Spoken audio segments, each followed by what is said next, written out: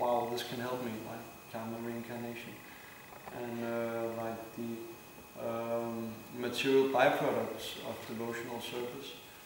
And because when we talk about that very much in the street, that's very much what the mind gets absorbed in, and then you just get attached to the material byproducts of devotional service rather than getting attached to Krishna. And I see it like in my dreams, the focus is not really on Krishna, but it's on the material byproducts. So how to change the focus and have the... That's a good question. One thing is to really see Krishna in that activity. And then in between people, chant Hare Krishna. And that's really, that's the beauty of Sankirtan. On Sankirtan you're chanting, I don't know what. We're walking a whole day in the street, maybe 64 rounds. We're not counting them, but still, walking out there just chanting all the time. Maybe get close to 64 rounds. So that's powerful.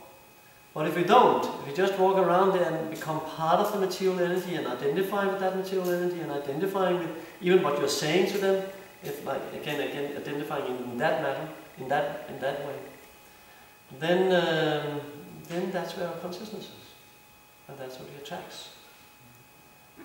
So we need we are explaining to them how Krishna is acting. You understand? How Krishna is acting, allowing them to be in illusion.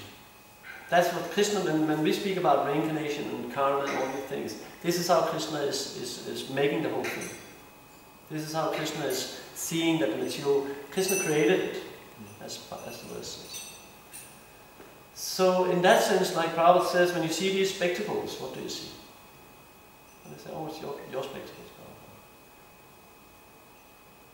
So then we're speaking about Krishna's energy. But on top of that, it's so important that when we read, when we study, we really do it like this. Krishna is speaking to me, and as I mentioned many times, we read Krishna book also. Read about Krishna, hear about Krishna. Not just we are not this body, because this will not take us back to Godhead.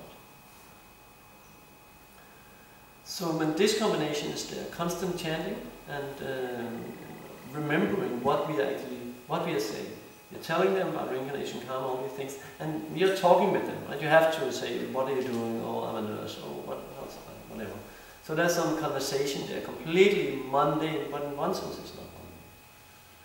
Because what you're thinking, I'm doing this to give this person Krishna. Anything else?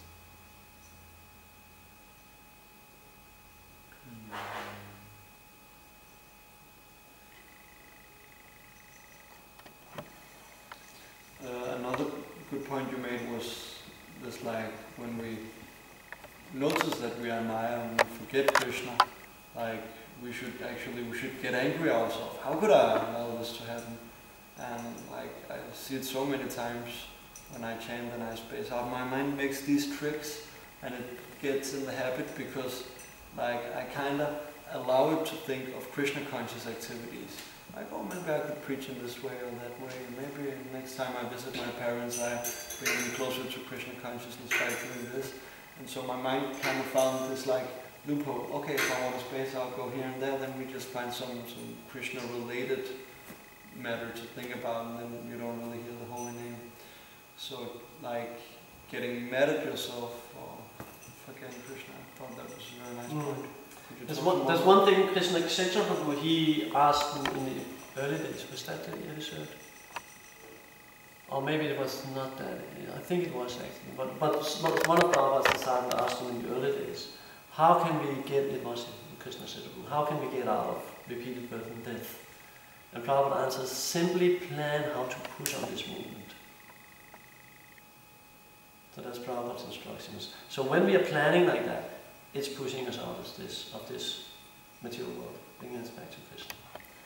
So that's not wrong, but it's not the only thing. We need to understand we're not this body. And Prabhupada put it all over his book. So it's not Maya to think, oh, I'm not this body, remind oneself, one is not this body. But one should also think about Krishna.